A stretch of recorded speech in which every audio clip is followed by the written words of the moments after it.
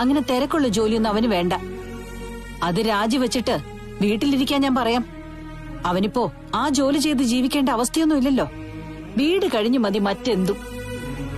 ഇതിപ്പോ എല്ലാവരും എന്തൊക്കെ ഉള്ളിൽ വെച്ചോണ്ട് നടക്കുക.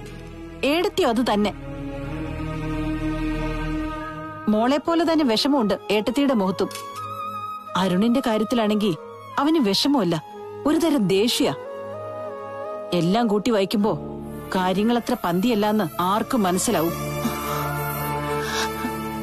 അപ്പച്ചി ചിന്തിക്കുന്നത് പോലെയൊന്നുമില്ല. ഞങ്ങൾ തമ്മിൽ ഒരു വഴക്കുമില്ല. മോളെ, നമ്മൾ പെൺകുട്ടികൾക്ക് നമ്മുടെ സ്വന്തം വീടിനകത്ത് ശാന്തി സമാധാനം കിട്ടുവാണെങ്കിൽ കല്യാണം കഴിപ്പിച്ചു വിട്ട മിക്ക പെൺകുട്ടികളും സ്വന്തം വീട്ടിൽ പോയി നിൽക്കാൻ താല്പര്യം കാണിക്കും. പക്ഷേ എന്നും നമുക്കൊപ്പുണ്ടാവുന്നത് നമ്മുടെ കുട്ടികളുടെ അച്ഛനായിരിക്കും. മോളുടെ കാര്യത്തിൽ മാത്രം കണ്ണന് അങ്ങനെയല്ലാതെ വരുമോ? എന്ത് വിഷമഘട്ടത്തിലും മോൾക്കൊപ്പം നിൽക്കുന്ന കൂട്ടത്തിലാ കണ്ണനും. പക്ഷേ അങ്ങനെയുള്ള കണ്ണൻ പോലും നിങ്ങൾ തമ്മിൽ ഉടക്കി പിരിയുന്നത് ഇഷ്ടപ്പെടുമെന്ന് തോന്നുന്നില്ല. ഇതെല്ലാം എന്റെ സംശയമാണ്. ഇതിലൊന്നും കഴമ്പില്ലെങ്കിൽ അങ്ങ് മറന്നേക്കണം കേട്ടോ. മുൻപ് ഞാനിവിടെ വരുമ്പോ എല്ലാവരുടെ മുഖത്തുണ്ടായിരുന്ന സന്തോഷം ഇപ്പോ ഇല്ല. അതുകൊണ്ടാ എന്റെ മനസ്സിലിങ്ങനെ കരട് കിടക്കുന്നത്. ഞാൻ പറഞ്ഞതോർത്ത് മോള് വിഷമിക്കേണ്ട. ജോലി നടക്കട്ടെ. ഞാൻ എന്താ ചെയ്യേണ്ടത്? തന്നെ കാണാതിരിക്കാൻ അവസരം ഒരുക്കണം. അപ്പച്ചി വന്ന് വിളിക്കുമ്പോഴല്ലേ ഞാൻ വരുന്നത്, അല്ലാതെ വരുന്നില്ലല്ലോ. അപ്പച്ചി അമ്മയും തനിക്ക് ചുറ്റുള്ളവരൊക്കെ ഈ ബന്ധം തുടരാൻ വേണ്ടി പലതും പറയും. ഞാനും ചിലപ്പോ അപ്പച്ചിയുടെ മുമ്പിൽ വെച്ച് സ്നേഹം നടിച്ചെന്ന് വരും. അതൊക്കെ വെറും അഭിനയം മാത്രമാ. അപ്പച്ചിയെ സ്നേഹിക്കുന്ന ഒരുത്തന്റെ വെറും പ്രകടനങ്ങൾ. അത് മനസ്സിലാക്കി വഴിമാറി നടന്നോളണം. ഞാൻ നേരിട്ട് വന്ന് തിരിച്ചു വിളിക്കുന്നവരെ എന്റെ മനസ്സിൽ വെറുപ്പാന്ന് കരുതിക്കൊള്ളണം. എന്തായാലും ഇനിയൊരിക്കലും ഒരു വിളിയുണ്ടാവില്ല എന്റെ ഭാഗത്തുനിന്ന്.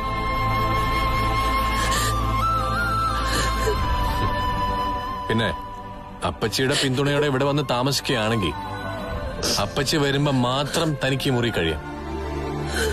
അല്ലാത്തപ്പോ മറ്റൊരുപാട് മുറിയുണ്ട് ഈ വീട്ടില്. അത് തനിക്ക് ഉപയോഗിക്കാം. പക്ഷെ അതുപോലെ ഒഴിവാക്കണം എന്നാണ് എന്റെ അപേക്ഷ. അങ്ങനെ താനിവിടെ കടിച്ചു തൂങ്ങിയ തന്റെ മുഖം എനിക്ക് കാണേണ്ടി വരുമല്ലോ. ഞാൻ ഒരിക്കലും സാറിനെ അങ്ങനെ ശ്വാസം മുട്ടിക്കില്ല. എവിടെയായിരുന്നാലും സാറിന് നന്മ ഉണ്ടാവണമെന്നേ ദൈവങ്ങളോട് പ്രാർത്ഥിക്കാറുള്ളൂ. വെറുതെ സംസാരം അതിലേക്കൊന്നും പോകണ്ട. അങ്ങനെ വന്നാ എന്റെ ശബ്ദം വരും. അപ്പച്ചി എല്ലാം അറിയും. ദൈവങ്ങളോട് പ്രാർത്ഥിക്കും പോലും. താൻ ദൈവത്തോട് പ്രാർത്ഥിച്ചത് ഭർത്താവ് ചത്താ പോലും അച്ഛനോടൊപ്പം കഴിയണമെന്നല്ലേ? എന്താ സാറേ ഇങ്ങനെയൊക്കെ പറയുന്നത്? ഞാൻ പറയുന്നതാണ് യാഥാർത്ഥ്യം. എന്റെ തലയിൽ തൊട്ട് സത്യം ചെയ്തിട്ട് അത് ലംഘിക്കുമ്പോ അതിന്റെ അർത്ഥം എന്താ? ഞാൻ ജീവിച്ചിരിക്കണമെന്നാണോ അതോ മരിക്കണമെന്നാണോ? പറയാനാണെങ്കിൽ ഒരുപാടുണ്ട്. എന്നെ പറയിപ്പിക്കാതിരിക്കുന്നതായിരിക്കും നല്ലത്. സാർ എന്ത് പറഞ്ഞാലും ശരി, ജീവിതാവസാനം വരെ സാറിനോടുള്ള എന്റെ സ്നേഹം കുറയില്ല. ഇനി കരഞ്ഞറിയാത്തവരൊന്നും അറിയിക്കണ്ട. അവിടുത്തെ കാര്യങ്ങളൊന്നും അറിഞ്ഞില്ലല്ലോ കണ്ണേട്ടാ. കാർത്തൂനോട് സംസാരിച്ച ഇത്തിരി ആശ്വാസം കിട്ടിയേനെ. രണ്ടാളും തമ്മിൽ വഴക്കുണ്ടായിട്ട് ഡോക്ടറോടുള്ള ദേഷ്യം അരുണ് കാർത്തൂനോട് കാണിക്കാണ്ടിരുന്നാ മതിയായിരുന്നു. തല്ലുകയോ മറ്റോ ചെയ്താൽ അതെനിക്ക് സഹിക്കാൻ പറ്റില്ല. ഏയ്, അരുൺ അങ്ങനെ കാർത്തൂനെ തല്ലത്തൊന്നുമില്ല. എന്തൊക്കെ പറഞ്ഞാലും അരുണിന്റെ ഉള്ളിൽ നല്ല വിഷമം കാണും. ഇതങ്ങനല്ല പവിത്രേ. അരുൺ ഇവിടെ വന്ന് സംസാരിച്ചൊക്കെ നീയും കേട്ടതല്ലേ. അയാൾക്ക് അത്രയ്ക്ക് നൊന്നിട്ടുണ്ട് കാർത്തൂന് സംസാരം. പെട്ടെന്നുള്ള ആവേശത്തിൽ പൊട്ടിത്തെറിച്ചു പോയതാ മോള്. ഇനി പറഞ്ഞിട്ട് കാര്യമില്ല. കാർത്തു ചേച്ചിയുടെ കാര്യമാണോ സംസാരിക്കുന്നത്? കാർത്തൂന്റെ കാര്യങ്ങൾ അറിയാൻ ഒരാൾക്കിവിടെ ആകാംക്ഷ. മോക്കൊന്ന് വിളിക്കാമോ അങ്ങോട്ട്? അതിനെന്താ, ഞാൻ വിളിക്കാലോ. ആ, എന്നാ പിന്നെ മോള് വിളിച്ച് സംസാരിക്കേ. ഞാൻ ആ പശുക്കളൊക്കെ ഒന്ന് അഴിച്ചു കേട്ടെ. അവറ്റകളുടെ കാര്യമൊന്നും ഇപ്പൊ ശ്രദ്ധിക്കാറില്ലേ?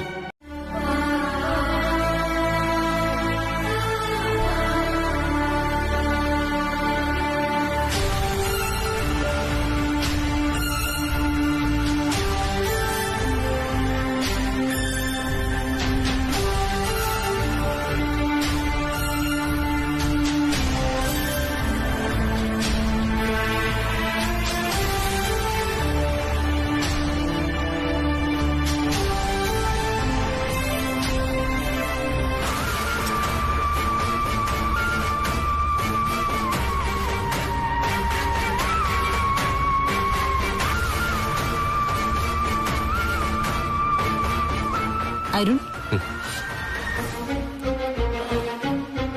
നീ എന്ത് ഇവിടെ ഇരിക്കുന്നത്? അത് അപ്പച്ചി ഉറങ്ങിയില്ലേ? ഞാൻ വെള്ളം കുടിക്കാൻ താഴേക്ക് വന്നതാ. എന്തു പറ്റിയിടാ? അത് പിന്നെ കിടന്നിട്ട് ഉറക്കം വന്നില്ല. അതെന്താ ഉറക്കം വരാത്തത്? നീ ബെഡ് കണ്ടാൽ ഉടനെ ഉറങ്ങുന്ന ആളായിരുന്നല്ലോ. ഉറങ്ങിയത് അപ്പച്ചി, പിന്നെ ഇടയ്ക്ക് ഉണർന്നു. അതിനുശേഷം ഉറക്കം വന്നില്ല. അങ്ങനെ ഉറക്കം വരാതിരിക്കണമെങ്കിൽ നിന്റെ മനസ്സ് ഒട്ടും ശാന്തമല്ലെന്ന് വേണം കരുതാൻ. ഇനിയിപ്പം അതീ പിടിച്ചൊന്നും ചോദിക്കണ്ട അപ്പച്ചി. അതെന്താ ചോദിക്കണ്ടാത്തത്? കാര്യമായ പ്രശ്നമൊന്നും ഇല്ലാത്തോണ്ട് തന്നെ. ആയിക്കോട്ടെ, എന്തായാലും നാളെ രാവിലെ തന്നെ റെഡി ആയിക്കൊള്ളണം. നമുക്കൊരിടം വരെ പോവാനുണ്ട്. എനിക്ക് കുറച്ച് തിരക്കുള്ള ദിവസമാണ്. എപ്പോഴാ നിന്റെ തിരക്ക് തുടങ്ങുന്നത്? എനിക്ക് നാളെ ഓഫീസിൽ പോയേ പറ്റൂ. പൊയ്ക്കോ. പോവണ്ടെന്ന് ആരെങ്കിലും പറഞ്ഞോ? അതിരാവിലെ നമ്മൾ അമ്പലത്തിൽ പോവും, കാർത്തൂനെയും കൂട്ടി. അപ്പച്ചി അയാൾ കൂടി പോയാ പോരെ? നിനക്കെന്താ വന്നാൽ? നിങ്ങൾക്കിടയിൽ എന്തോ കുഴപ്പമുണ്ടെന്ന് എനിക്ക് തോന്നുന്നു. അത് പരിഹരിക്കാനാ കൊണ്ടുപോകുന്നത്. അമ്പലത്തിൽ പോയ എല്ലാ പ്രശ്നവും പരിഹരിക്കാൻ പറ്റുമോ അപ്പച്ചി? അപ്പോ പ്രശ്നമുണ്ട് അല്ലേ? എന്ന് ഞാൻ പറഞ്ഞോ? അരുൺ, ഞാൻ പറയുന്നത് നീ അനുസരിച്ചാ മതി. നാളെ രാവിലെ 5 മണിക്ക് എഴുന്നേറ്റ് കുളിച്ച് റെഡിയാവണം. 6 മണിക്ക് നമ്മൾ ഇവിടുന്ന് പോകുന്നു. അല്ലെങ്കിൽ എനിക്കും കാർത്തൂനൊപ്പം അമ്പലത്തിലൊക്കെ വരാൻ നിനക്ക് നല്ല താല്പര്യമായിരുന്നല്ലോ. ഇപ്പൊ എന്താ അതങ്ങ് കെട്ടുപോയോ? ഇനിയിപ്പൊ ഇതിന്റെ പേരിലൊരു സംസാരം വേണ്ട. ഞാൻ നാളെ രാവിലെ റെഡി ആയിക്കോളാം. നിന്നെ കൊണ്ടേ ഞാൻ പോകത്തുള്ളൂ. കാർത്തൂനല്ല, നിനക്കാ എന്തോ കുഴപ്പമുള്ളത്. ഞാനൊന്ന് നോക്കട്ടെ കാർത്തൂനെ. മോളും ഉറങ്ങാതെ കിടക്കാണോന്ന്. അപ്പച്ചി അങ്ങോട്ട് പോണ്ട. അതെന്താ പോവണ്ടാത്തത്? അങ്ങനെ നീ പറഞ്ഞതുകൊണ്ട് ഞാൻ പോകും.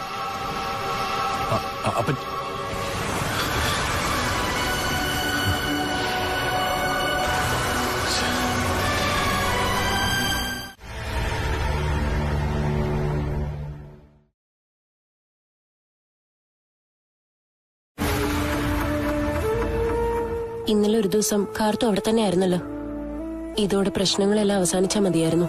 ഞാനും അത് തന്നെ ഏട്ടത്തി പറഞ്ഞത്. കാർത്തൂനെ വിളിച്ചപ്പോ ഞാൻ പറഞ്ഞു, അപ്പച്ചിയുടെ മുന്നിൽ നിന്ന് സങ്കടപ്പെടരുതെന്ന്. ചേച്ചി എത്ര നിയന്ത്രിക്കാൻ ശ്രമിച്ചാലും അരുണേട്ടൻ പിണങ്ങി നിൽക്കുകയാണെങ്കിൽ ചേച്ചിയെ കൊണ്ട് അതിന് കഴിയില്ല. ഞങ്ങളോടെല്ലാം അരുണിനിപ്പൊ ഭയങ്കര ദേഷ്യ. പക്ഷേ മോളെ, ഞാൻ ഉറപ്പിച്ചു പറയാ, ഇതിന്റെ ഇടയ്ക്ക് എന്തൊക്കെയോ നടന്നിട്ടുണ്ട്. കാർത്തൂന്റെ അച്ഛൻ പറയുന്നതിൽ സത്യമുണ്ട്. മോള് തന്നെ ഒന്ന് ആലോചിച്ചു നോക്കി. മോളുടെ അമ്മ സ്വഭാവദൂഷ്യമുള്ള ഒരാളുമായിട്ട് അടുക്കുവോ? അത് മാത്രമല്ലല്ലോ മോളെ, എന്തൊക്കെ പറഞ്ഞാലും ദീപന്റെ ഏട്ടനല്ലേ. ദീപന്റെ സ്വഭാവം മോക്കറിയാലോ. സ്നേഹിക്കുന്നവർക്ക് വേണ്ടി ചങ്ക് പറിച്ചു കൊടുക്കുന്ന കൂട്ടത്തില്. എനിക്കൊന്നും അറിയില്ല ഏട്ടത്തി. ഞാനും ആകെ ഭയത്തിലാ. ഇനി എന്ത് നടക്കുമെന്ന് ഒരു നിശ്ചയമില്ല. അങ്ങനെ ഒന്നുമില്ല. അയാൾക്ക് മാറാൻ വേറെ സാരിയില്ല. രാവിലെ അമ്പലത്തിൽ പോണം. അത് ഇന്നലെ ആരും ഓർത്തുമില്ല. അയാളാണെങ്കിൽ ഒട്ട് പറഞ്ഞുമില്ല. അപ്പച്ചി അറിയാതെ ഞാൻ ഇങ്ങോട്ട് വന്നത്. അത് ശരി. അപ്പച്ചി വന്ന് നോക്കുമ്പോ ഇന്നലെ ഇവിടുത്തെ സാരി മാറാതെ ആയിരിക്കും കാർത്തു നിൽക്കുന്നത്, അല്ലയോ? അതോടെ അപ്പച്ചി ചോദ്യം ചെയ്യും. അതൊഴിവാക്കാനാണ് അത് രാവിലെ ഉറക്കപ്പായി നിന്നിട്ട് ഇങ്ങോട്ട് പോകുന്നത്. ഇത്രയൊക്കെ പാടുപെടേണ്ട കാര്യമുണ്ടോ അരുണേട്ടാ? നിന്നോട് പറഞ്ഞങ്ങ് ചെയ്യും. എന്തിനാ അരുണെ ചൂടാവുന്നത്? അപ്പച്ചി കാര്യങ്ങൾ അറിയാതിരിക്കാൻ എല്ലാരും ഇതുപോലെ കിടന്ന് വീർപ്പ് മുട്ടേണ്ടി വരും. ഇത്തിരി വീർപ്പ് മുട്ടിയാലും കുഴപ്പമില്ല. കാര്യങ്ങൾ ഇപ്പൊ പോകുന്ന പോലെ അങ്ങ് പോയാൽ മതി. പോകുന്നതുകൊണ്ട് ഞങ്ങൾക്ക് കുഴപ്പമൊന്നുമില്ല. പിന്നെ കാർത്തു അങ്ങോട്ടും ഇങ്ങോട്ടും കിടന്ന് ഈ രീതിയിൽ ഓടുന്നത് കാണുമ്പോ എല്ലാവർക്കും ഒരു വിഷമം. അത് അയാളായിട്ട് വരുത്തി വെച്ചല്ലേ. ഇന്ന് അരുണിന്റെ അപ്പച്ചി പോവോ? അമ്പലത്തിലൊക്കെ പോയി കഴിഞ്ഞ ശേഷം പോവായിരിക്കും. അമ്പലത്തിൽ അപ്പച്ചിക്കൊപ്പം നിങ്ങൾ രണ്ടാളും ഒന്നിച്ചാണോ പോകുന്നത്? അതല്ലേ ഡ്രസ് എടുക്കാൻ വേണ്ടി വന്നത്. ആ, അമ്പലത്തിൽ പോയി എത്രയും പെട്ടെന്ന് ഇതെല്ലാം ഒന്ന് ശരിയാകണമെന്ന് പ്രാർത്ഥിക്കുന്നത് നല്ലതാ.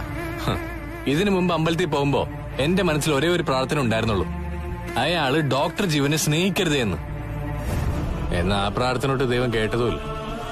ഇനിയിപ്പൊ അങ്ങനെയൊന്നും ഞാൻ ദൈവത്തോട് പറയില്ല. ഇനിയിപ്പൊ അച്ഛനും മോളും തമ്മിൽ സ്നേഹിച്ചോട്ടെ. എന്റെ ജീവിതത്തിലേക്ക് അയാൾ കടന്നു വരാൻ പാടില്ല. അത് മാത്രമേ എനിക്ക് ദൈവങ്ങളോട് അപേക്ഷിക്കാനുള്ളൂ. എന്നാ പിന്നെ നോക്കി നിൽക്കാതെ ഡ്രസ്സെല്ലാം എടുത്തോളൊന്ന് കൊടുക്കുമോളെ. ചെല്ലേ. എന്റെ മോനും പവിത്രയും കണ്ണനും ഒക്കെ സ്നേഹിക്കുന്നത് പോലെ ഞാൻ ആരെ സ്നേഹിച്ചിട്ടില്ല. എന്ന് വെച്ചാ നിങ്ങളെ പോലെ അത്ര നന്മയുള്ള മനസ്സല്ല എന്റേതെന്നാ ഞാൻ ഈ പറഞ്ഞു വരുന്നത്. അതുകൊണ്ട് തന്നെ എന്നെ പോലുള്ളവർക്ക് സ്നേഹിക്കുന്നവരെ മറക്കാൻ പറ്റും. പക്ഷേ നിങ്ങളെ കൊണ്ടൊന്നും അതിന് കഴിയില്ല. കുറച്ച് കഴിയുമ്പോ നെഞ്ചിനകത്ത് ഒരു തരം എരിച്ചിലായിരിക്കും. ഇപ്പൊ തന്നെ അത് തുടങ്ങി കാണും. എന്ന് ഇന്നലെ വന്ന ഒരുത്തൻ കണ്ണേട്ടനേക്കാൾ മുകളിലായി എനിക്ക്, മറ്റാരേക്കാൾ മുകളിലായി. അവിടെ എന്റെ ചങ്ക് പറഞ്ഞു പോയത്. ആ ദേഷ്യം പെട്ടെന്നൊന്നും പോവില്ല. പ്രത്യേകിച്ച് വീണ്ടും തന്നെ കാണുമ്പോൾ കൂടിക്കൂടി വരും. അതുകൊണ്ട് കൂടിക്കാഴ്ച ഒഴിവാക്കണമെന്ന് പറഞ്ഞത്. സാറിന് അതാണ് താല്പര്യമെങ്കിൽ ഞാൻ പരമാവധി ഒഴിഞ്ഞു നിന്നോളാം. പക്ഷെ അപ്പച്ചി വരുമ്പോ വലിയൊരു അപകടം ഒഴിവാക്കാൻ ഇങ്ങനൊരു നാടകം കളിച്ചേ പറ്റൂ. എനിക്ക് വേണ്ടിയല്ല, സാറിന് വേണ്ടിയോ. ചെയ്തു തരുന്ന ഉപകാരങ്ങൾക്കൊക്കെ നന്ദി. പെട്ടെന്ന് വേഷം മാറി ഇറങ്ങും.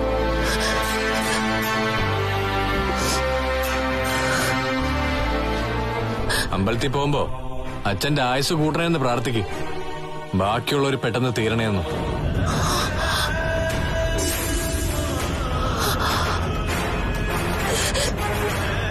നോക്കണ്ട, അങ്ങനെയൊക്കെ ഇപ്പൊ പോക്ക്.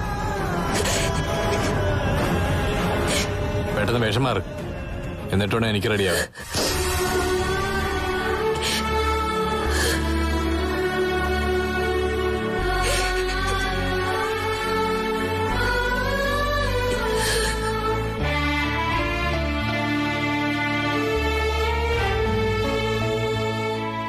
അപ്പച്ചി അരുണിന് വലിയ പേടിയാണല്ലോ.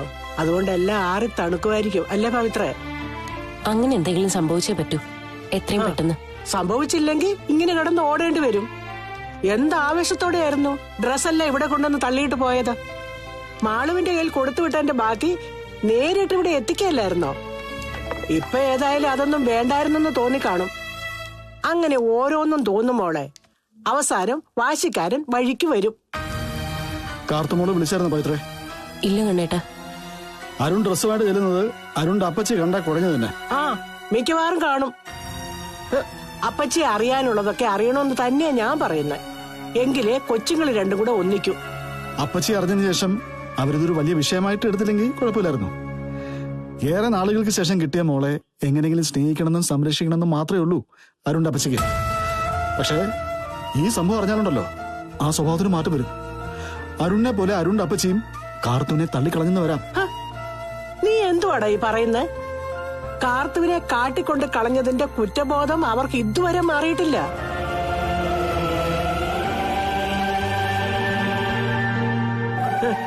ഇനിയിപ്പൊ എന്തൊക്കെ സംഭവിച്ചാലും ശരി, അവര് കാർത്തൂനെ തള്ളിക്കളയില്ല.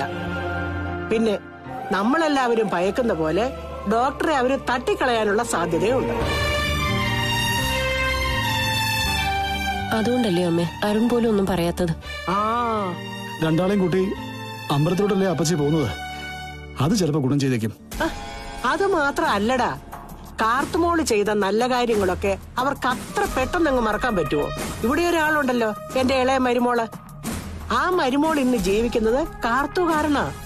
വേറെ ഏത് പെൺപിള്ളേര് ഇത്ര നിസ്സാരമായിട്ട് കരള് പകുത്തു കൊടുക്കും? ഇത് കൊല്ലാൻ ശ്രമിച്ചവളെ സഹായിക്കായിരുന്നോ കാർത്തു? അതൊക്കെ അരുണിന്റെ മനസ്സിൽ കാണത്തില്ലയോ? ഇങ്ങോട്ട് അവർ എന്തെങ്കിലും സഹായം ചെയ്തിട്ടുണ്ടെങ്കിൽ അതുപോലെ തന്നെ അങ്ങോട്ടും ചെയ്തിട്ടുണ്ട്. അതൊക്കെ ശരിയാണമ്മേ. പക്ഷേ ഇവിടെ അരുണിന് കൊടുത്ത സത്യം തെറ്റിച്ചതാ അരുണിന്റെ ഇപ്പോഴത്തെ സ്വഭാവ മാറ്റത്തിന് കാരണം. ഒരുമാതിരിപ്പെട്ട തെറ്റൊക്കെ ആണെന്നുണ്ടെങ്കിൽ അയാളങ്ങ് ക്ഷമിച്ചു കൊടുത്തന്നെ. പക്ഷെ ഇവിടെ ഓർക്കും തോറും കാർത്തുനോട് ദേഷ്യം തോന്നുന്ന തെറ്റാ കാർത്തു ചെയ്തിരിക്കുന്നേ. കാർത്തു മാത്രമല്ല, ഞാനും ഇവളും ഒക്കെ. ഇനിയിപ്പോ അരുണിന്റെ അപ്പച്ചിയുടെ നിർബന്ധത്തിന് വഴങ്ങി അവർ ഒന്നിച്ച് താമസിച്ചിരുന്നാലും പഴയ അടുപ്പ് അവർ തമ്മിൽ ഉണ്ടാവുമെന്ന സംശയം. കാർത്തുവിനെ പഴയതുപോലെ അരുണ് വിശ്വസിക്കത്തൂല. അപ്പൊ അത് രണ്ടും കെട്ടൊരു ജീവിതം ആയിപ്പോത്തില്ലേ. അതാ സഹിക്കാൻ പറ്റാത്തത്.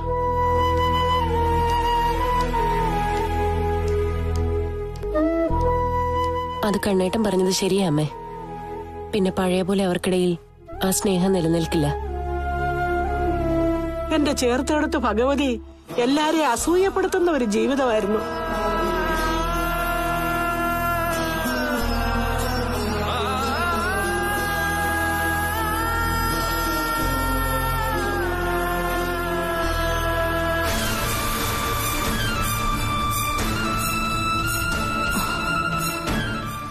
ഒരുങ്ങിയില്ലേ?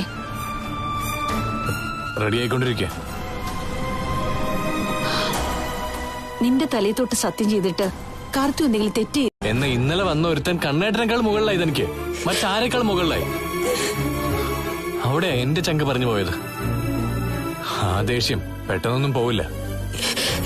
പ്രത്യേകിച്ച് വീണ്ടും തന്നെ കാണുമ്പോൾ കൂടിക്കൂടി വരും. അതുകൊണ്ട് കൂടിക്കാഴ്ച ഒഴിവാക്കണമെന്ന് പറഞ്ഞത്. സാറിന് അതാണ് താല്പര്യമെങ്കിൽ ഞാൻ പരമാവധി ഒഴിഞ്ഞു നിന്നോളാം. പക്ഷെ അപ്പച്ചി വരുമ്പോ വലിയൊരു അപകടം ഒഴിവാക്കാൻ ഇങ്ങനെയൊരു നാടകം കളിച്ചേ പറ്റൂ. എനിക്ക് വേണ്ടിയല്ല, സാറിന് വേണ്ടിയാ. ചെയ്തു തരുന്ന ഉപകാരങ്ങൾക്കൊക്കെ നന്ദി. പെട്ടെന്ന് വേഷം മാറി ഇറങ്ങും.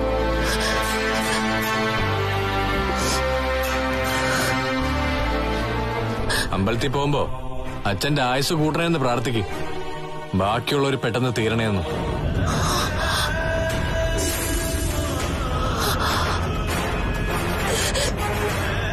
നോക്കണ്ട, അങ്ങനെയൊക്കെ ഇപ്പൊ പോക്ക്.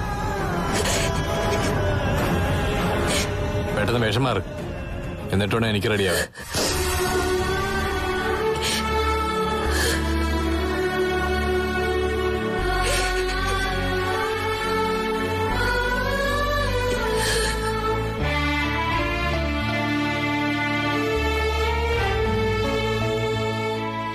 അപ്പച്ചി അരുണിന് വലിയ പേടിയാണല്ലോ, അതുകൊണ്ട് എല്ലാം ആറി തണുക്കുമായിരിക്കും അല്ലേ പവിത്രേ?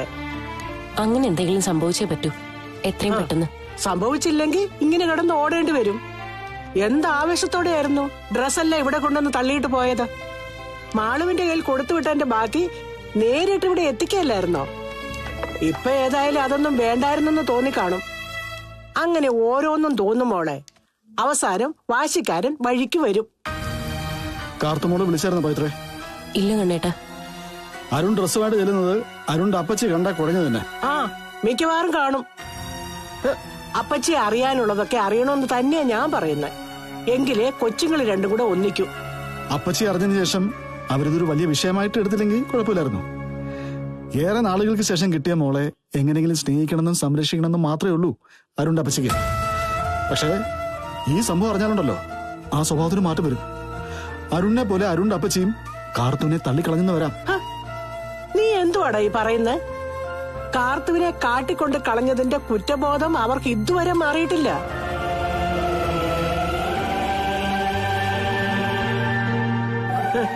ഇനിയിപ്പൊ എന്തൊക്കെ സംഭവിച്ചാലും ശരി, അവര് കാർത്തുവിനെ തള്ളിക്കളയില്ല. പിന്നെ നമ്മളെല്ലാവരും ഭയക്കുന്ന പോലെ ഡോക്ടറെ അവര് തട്ടിക്കളയാനുള്ള സാധ്യതയുണ്ട്. അതുകൊണ്ടല്ലേ അമ്മേ അരുൺ പോലും ഒന്നും പറയാത്തത്. ആ, രണ്ടാളെയും കൂട്ടി അമ്പലത്തിലോട്ടല്ലേ അപ്പച്ചി പോകുന്നത്? അത് ചിലപ്പോ ഗുണം ചെയ്തേക്കും. അത് മാത്രം അല്ലടാ, കാർത്തുമോള് ചെയ്ത നല്ല കാര്യങ്ങളൊക്കെ അവർക്ക് അത്ര പെട്ടെന്നങ്ങ് മറക്കാൻ പറ്റുമോ? ഇവിടെ ഒരാളുണ്ടല്ലോ, എന്റെ ഇളയ മരുമോള്. ആ മരുമോൾ ഇന്ന് ജീവിക്കുന്നത് കാർത്തു കാരണ. വേറെ ഏത് പെൺപിള്ളേര് ഇത്ര നിസ്സാരമായിട്ട് കരള് പകുത്തു കൊടുക്കും? ഇത് കൊല്ലാൻ ശ്രമിച്ചവളെ സഹായിക്കായിരുന്നു കാർത്തു. അതൊക്കെ അരുണിന്റെ മനസ്സിൽ കാണത്തില്ലയോ?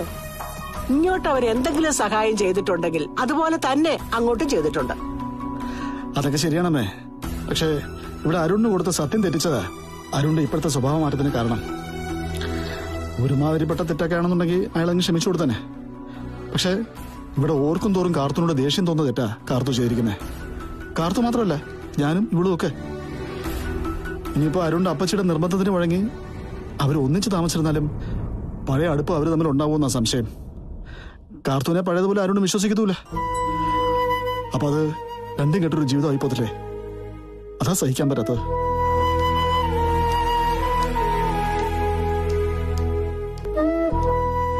അത് കണ്ണേട്ടൻ പറഞ്ഞത് ശരിയാ അമ്മേ. പിന്നെ പഴയ പോലെ അവർക്കിടയിൽ ആ സ്നേഹം നിലനിൽക്കില്ല. എന്റെ ചേർത്തെടുത്ത് ഭഗവതി, എല്ലാരെയും അസൂയപ്പെടുത്തുന്ന ഒരു ജീവിതമായിരുന്നു.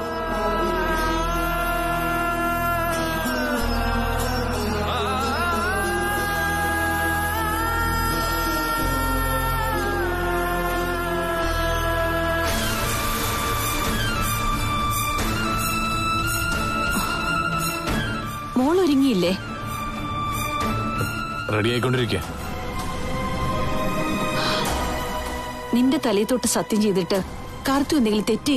അമ്പലത്തിലൊക്കെ ഒന്നിച്ചു പോകുമ്പോ അരുണിന്റെ മനസ്സ് മാറിയെന്ന് വരാം. അരുണേട്ടന്റെ മനസ്സ് മാത്രം മാറിയിട്ട് കാര്യമില്ല ഏട്ടത്തി. അതോടൊപ്പം കാർത്തു ചേച്ചി മാറണം.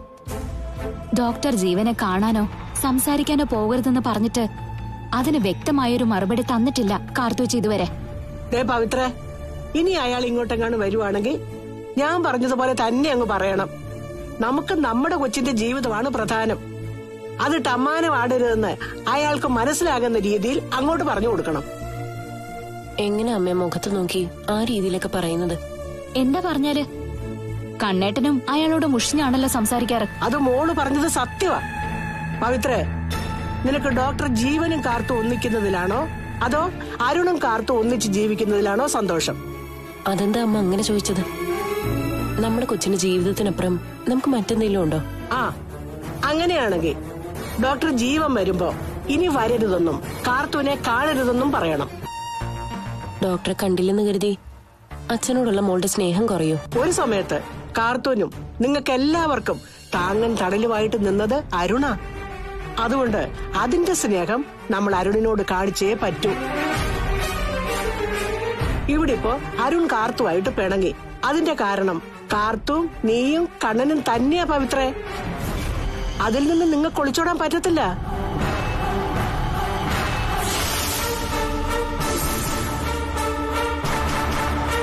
അവര് തമ്മിൽ ഇപ്പൊ പിണങ്ങിയിട്ട് ഇപ്പൊ അവരെ കൂട്ടി യോജിപ്പിക്കാൻ നിങ്ങളെ കൊണ്ട് പറ്റുന്നുണ്ടോ? ഉണ്ടോ? അതുകൊണ്ടാണ് പെൺകുട്ടികളുടെ ഭർത്താവിന് ഒരു കാര്യം ഇഷ്ടമല്ലെന്ന് പറഞ്ഞ പിന്നെ അത് ചെയ്യരുത് എന്ന് പറയുന്നത്.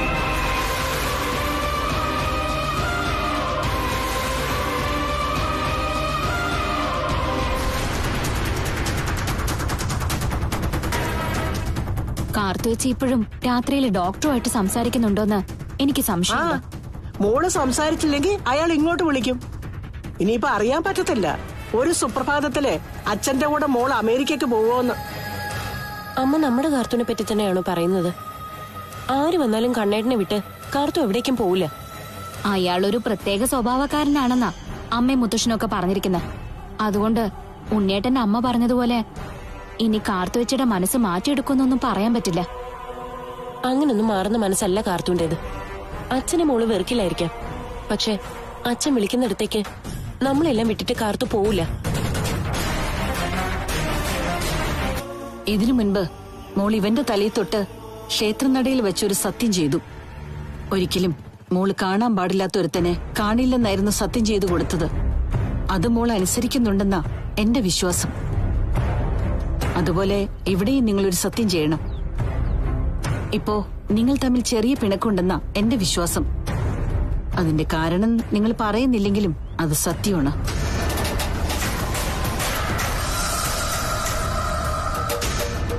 അതുകൊണ്ട് ഇനി ഒരിക്കലും രണ്ടാളും തമ്മിൽ പിണങ്ങില്ലാന്ന് വഴക്കിടില്ലാന്ന് ഭഗവതിയുടെ മുന്നിൽ വെച്ച് നിങ്ങൾ പറയണം.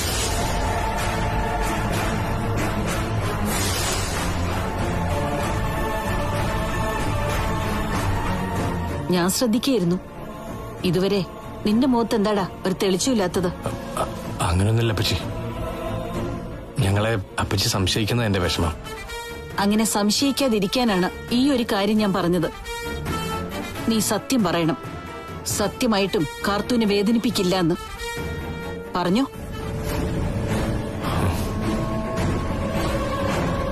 എന്താ നിനക്ക് പറയാനൊരു പ്രയാസം?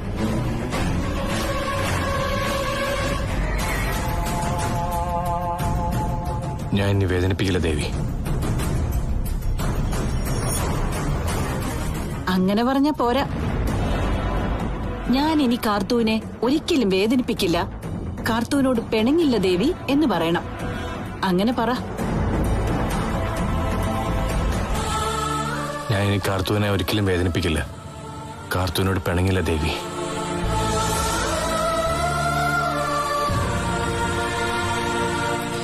ഇനി മോള് പറ. ഞാനൊരിക്കലും അരുൺ സാറിനോട് പിണങ്ങില്ല, വഴക്കിടില്ല, വേദനിപ്പിക്കില്ല ഭഗവതി. അമ്മ ഒരുപാട് എന്നെ വഴക്ക് പറയുന്നുണ്ട്. എന്റെ ഭാഗത്താണ് ന്യായമെന്ന് അറിഞ്ഞിട്ടും ആ രീതിയിൽ തന്നെ കൊച്ചുമോളോടുള്ള സ്നേഹം വെച്ച് മുത്തശ്ശൻ എന്നോടൊന്നും പറയരുത്. എന്താ അയാൾ ചെയ്തത്? എന്റെ തലയിൽ തൊട്ടല്ലേ മുത്തശ്ശ ഇനി ജീവനെ കാണില്ലെന്നും അവനുമായിട്ട് ഒരു ബന്ധം ഉണ്ടാവില്ലെന്നൊക്കെ പറഞ്ഞത്. എന്നിട്ട് എത്ര നിസ്സാരായിട്ട് അതെല്ലാം കാറ്റിപ്പറത്തിട്ട് അവനെ തല്ലിയപ്പോ എന്റെ നേരെ ചാടിക്കടിക്കാൻ വന്നത്. അവന്റെ നെഞ്ചു നോക്കി ഒരു ഇടി കൂടി കൊടുത്തിരുന്നെങ്കിൽ അയാൾ എന്നെ തല്ലിയനെ. അതായിരുന്നു ആ സമയത്ത് അയാളുടെ മനോനില. അതൊന്നും എനിക്ക് മറക്കാൻ പറ്റുന്നില്ല. മറക്കാതിരുന്നിട്ട് എന്താ പ്രയോജനം? ഇപ്പൊ ദേവ വന്നിട്ട് എന്താ പറഞ്ഞത്? കുട്ടികൾ തമ്മിൽ ചെറിയ വഴക്കുണ്ടായി, അതെല്ലാം ദൈവത്തിന്റെ മുമ്പിൽ വെച്ച് പറഞ്ഞു തീർത്തുവെന്ന്. അങ്ങനെ ദേവ വിശ്വസിക്കുമ്പോ നിങ്ങൾ തമ്മിൽ രണ്ടായി കഴിഞ്ഞെന്നറിഞ്ഞാൽ അവൾക്ക് സഹിക്കുവോ? ഈ സംഭവങ്ങളൊക്കെ അറിഞ്ഞ അപ്പച്ചി ഒരു കൊലയാളിയാവുമെന്ന് ഉറപ്പുള്ളത് കൊണ്ടാ ഞാൻ ഈ നാടകത്തിനൊക്കെ കൂട്ടുനിന്നത്. ഇനി എന്താ നിന്റെ പ്ലാൻ? അപ്പച്ചിക്ക് വേണ്ടി അഭിനയിക്കുക. അപ്പച്ചി വരുമ്പോ ഇവിടെ കാർത്തു വന്നോട്ടെ എന്ന് കരുതുക. അല്ലാത്തപ്പോ അയാൾ പ്രിയപ്പെട്ടവർക്കൊപ്പം കഴിഞ്ഞോട്ടെ.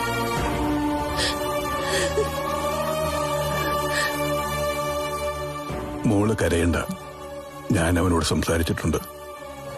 എങ്കിലും പറയേണ്ടത് പറയണമല്ലോ. മോള് വലിയ അബദ്ധമാണ് കാണിച്ചേ. എല്ലാം അറിഞ്ഞു വെച്ചുകൊണ്ട് അവന്റെ അടുത്തേക്ക് പോകരുതായിരുന്നു. എല്ലാവരും കരുതുന്ന പോലെ എന്റെ അച്ഛൻ ഒരു ചതിയനല്ല മുത്തശ്ശ. അത് മാത്രം പറയരുത്. മോളുടെ ഈ സംസാരത്തിലാ ലതികയ്ക്ക് പോലും മോളോട് ദേഷ്യമുള്ളത്. മോളെക്കാൾ എത്ര കാലം മുമ്പേ അവനെ ഞങ്ങൾ അറിഞ്ഞതാ. കണ്ണനും പവിത്രയ്ക്കും പിന്നാലെ അവൻ മോളുടെയും മനസ്സ് കവർന്നു. അതാ ഇവിടെ സംഭവിച്ചത്. അതുകൊണ്ട് മോളെ സ്നേഹിക്കുന്ന, മോളെ ജീവനായി കരുതുന്ന പലരെയും മോൾക്ക് നഷ്ടപ്പെടുത്തേയുള്ളൂ. എനിക്ക് എന്ത് ചെയ്യണമെന്ന് അറിയില്ല മുത്തശ്ശ. അറിയണം. മോൾ അവനിൽ നിന്ന് അകന്നു തന്നെ നിൽക്കണം. അവനോടുള്ള വെറുപ്പ് കൂടുകയില്ലാതെ കുറഞ്ഞു വരരുത്. അങ്ങനെ വന്ന മോളും അരുണും തമ്മിലുള്ള അകലം കൂടും.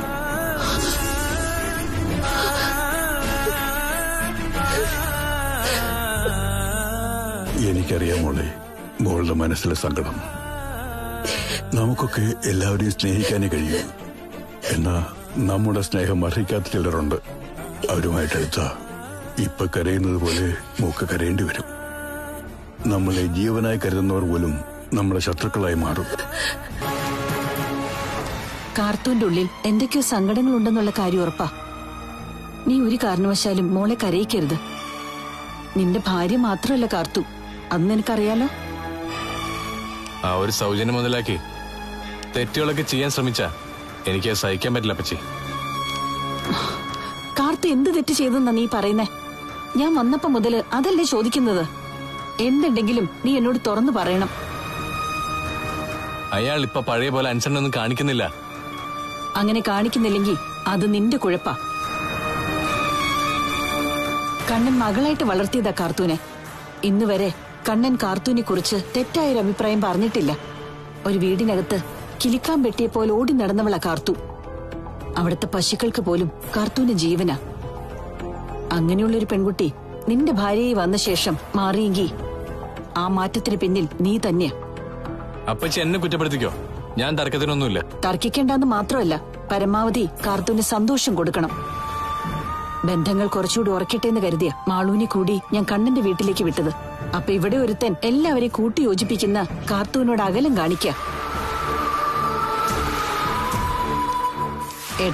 ഏട്ടത്തി വേണം ഇവർക്കിടയിലെ പ്രശ്നം മനസ്സിലാക്കി പരിഹരിക്കാൻ. അതിന് ഏട്ടത്തിക്ക് പറ്റുന്നില്ലെങ്കിൽ എന്നോട് പറയണം. ഞാൻ അതേപ്പറ്റി ചോദിച്ചോണ്ടിരിക്കുകയായിരുന്നു. പിള്ളേരുടെ മനസ്സിൽ എന്താണെന്ന് ആർക്കറിയാം. പിന്നെ ഞാൻ പറഞ്ഞല്ലോ, ഇവർക്കിടയിൽ ഒരു കുഞ്ഞില്ല, അതിന്റെ ചില കുഴപ്പങ്ങളുണ്ട്. എത്രയും പെട്ടെന്ന് നിങ്ങളൊരു നല്ല ഗൈനക്കോളജിസ്റ്റിനെ തേടി പിടിക്കണം. ഞാനും അന്വേഷിക്കുന്നുണ്ട്. അതോടൊപ്പം തന്നെ നല്ലൊരു സൈക്യാട്രിസ്റ്റിനെയും കാണണം. നിനക്കും ഇപ്പൊ ചികിത്സയുടെ ആവശ്യമുണ്ട്. പറഞ്ഞത് ഓർമ്മയുണ്ടല്ലോ. ഇനി ഞാൻ വരുമ്പോ കരഞ്ഞു കലങ്ങിയ കണ്ണോടെ കാർത്തു ഇരിക്കരുത്. അങ്ങനെ വന്നാ നിന്റെ കർണത്ത് ഞാൻ പൊട്ടിക്കും. പിന്നെ ഡ്രസ്സെല്ലാം അവിടെ വെച്ചു. ഇനി ഇതുപോലെ അപ്പച്ചി വരും. അവിടെ ചിലപ്പോ 1-2 ദിവസം നിൽക്കുകയും ചെയ്യും. ആ സമയത്ത് സാരിക്ക് വേണ്ടി കിടന്ന് ഓടാൻ പറ്റില്ലല്ലോ. സാരിക്ക് വേണ്ടി ഓടേണ്ടി വരില്ല, പക്ഷെ ഭാര്യയ്ക്ക് വേണ്ടി ഓടേണ്ടി വരും.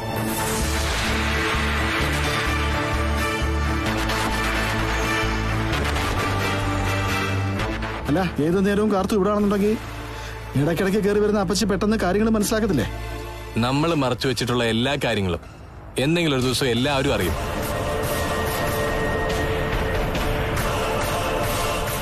എന്റെ അപ്പച്ചിയുടെ കൂട്ടുകാരിയുടെ കഴിഞ്ഞ കാല കഥകളൊക്കെ നിങ്ങളാരും പറഞ്ഞിട്ടൊന്നുമല്ല ഞാൻ അറിഞ്ഞത്. അത് കൃത്യമായിട്ട് മനസ്സിലാക്കിയ ശേഷമാ ഞാൻ കണ്ണേട്ടനോട് വന്ന് വിവരങ്ങൾ തിരക്കിയത്.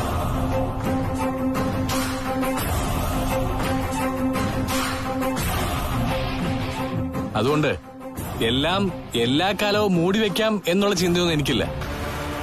ഞാൻ അരുണിന് ചായ എടുക്കട്ടെ? വേണ്ട, അത്തരം സൗഹൃദങ്ങളൊക്കെ അവസാനിച്ചു കഴിഞ്ഞു. ഇനിയിപ്പോ എന്റെ അപ്പച്ചിക്ക് വേണ്ടി നല്ലൊരു നടനാവാൻ ഞാൻ. അപ്പച്ചിക്ക് സംശയം തോന്നാത്ത രീതിയിൽ അഭിനയിക്കാം.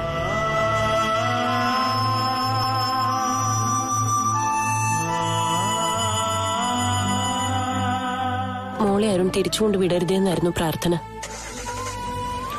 അമ്പലത്തിലേക്ക് ഒന്നിച്ചു പോയായിരുന്നു മോളെ? പോയി. ഞങ്ങള് രണ്ടാളും തമ്മില് ഇനി പെടങ്ങരുതെന്ന് പറഞ്ഞ് ദേവിയുടെ മുന്നിൽ വെച്ച് അപ്പച്ചി സത്യവും ചെയ്യിച്ചു. അത്രയൊക്കെ ആയപ്പോ ഞാൻ കരുതിയത് ഇനി എന്നെ തിരിച്ചു വിടില്ലെന്നായിരുന്നു. പക്ഷെ അതിനും വലിയ സത്യം ചെയ്തിട്ട് ഞാനതൊക്കെ നിസ്സാരമായിട്ട് കണ്ടിട്ട് കള്ളം ചെയ്തില്ലേ എന്ന് ചോദിച്ചു. അതിലും വലുതല്ല ഇന്ന് ചെയ്ത സത്യമൊന്നും പറഞ്ഞു. അത് ശരിയാ മോളെ. ഇനിയിപ്പോ അരുണിന് താല്പര്യമില്ലെങ്കിൽ അവിടെ കടിച്ചു തോന്നണ്ട. സാറിന്റെ അമ്മയ്ക്ക് നല്ല വിഷമമുണ്ട് ഞാൻ അവിടെ നിന്ന് പോരുന്നതിൽ. അതിന്റെ പേരില് സാറിനെ കുറ്റപ്പെടുത്തുന്നുള്ള കാര്യം ഉറപ്പാ. പക്ഷേ സാറിന് ഒരു കുലുക്കവും ഇല്ല.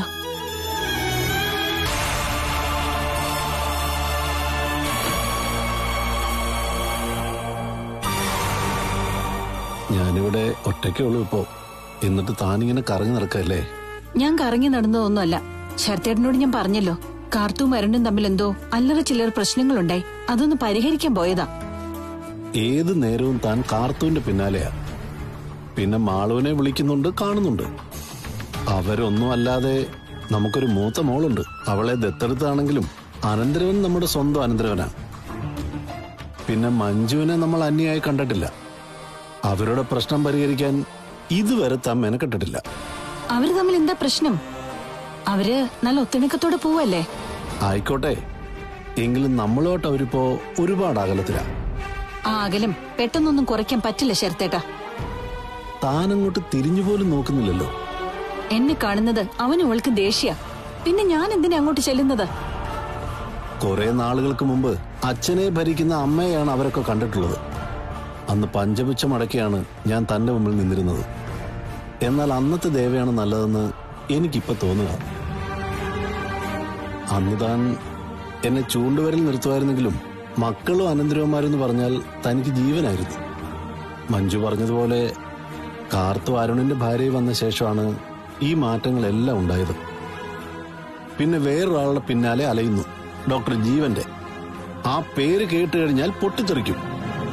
അങ്ങനെ പൊട്ടിത്തെറിക്കുമെങ്കിൽ ആ പേര് പറയരുത്. സ്വന്തം കൂട്ടുകാരെ വഞ്ചിച്ചവനോട് തനിക്ക് എന്തിനാണ് ഇത്രയും പകയും പ്രതികാരവും ഒക്കെ? അയാളുടെ പിന്നാലെ താൻ അലയുന്നതിന്റെ കാരണം എന്താണ്? ഇപ്പൊ ശരത്തേട്ടന് എന്താ വേണ്ടത്? എനിക്ക് ആലോചിച്ചിട്ടും പിടികിട്ടാത്ത ചില കാര്യങ്ങളുണ്ട്. അതിന്റെ ഉത്തരം കിട്ടിയാൽ കൊള്ളാം. മഞ്ജു പറയുന്നത് ഡോക്ടർ ജീവനും താനും തമ്മില് വിവാഹത്തിന് മുമ്പ് സ്നേഹിച്ചിരുന്നു എന്നൊക്കെയാ. അവളങ്ങനെ അമ്മയെ കുറിച്ച് പഴി പറഞ്ഞ് നടക്കുന്നോണ്ടാ അവളെ ഞാൻ ഇഷ്ടപ്പെടാത്തത്. അവള് പറയുന്നതിലും കുറച്ചൊക്കെ കാര്യമുണ്ടെന്ന് എനിക്കും തോന്നുന്നുണ്ട്. എന്നാ പിന്നെ എന്നെ വിട്ടു കളഞ്ഞേക്ക്. കുട്ടികളുടെ വിവാഹം കഴിഞ്ഞു. അവർക്കൊക്കെ കുഞ്ഞുങ്ങൾ ജനിച്ചാ പിന്നെ മുത്തശ്ശിനും മുത്തശ്ശിയാ. ആ സമയത്താ സംശയമായിട്ട് നടക്കുന്നത്.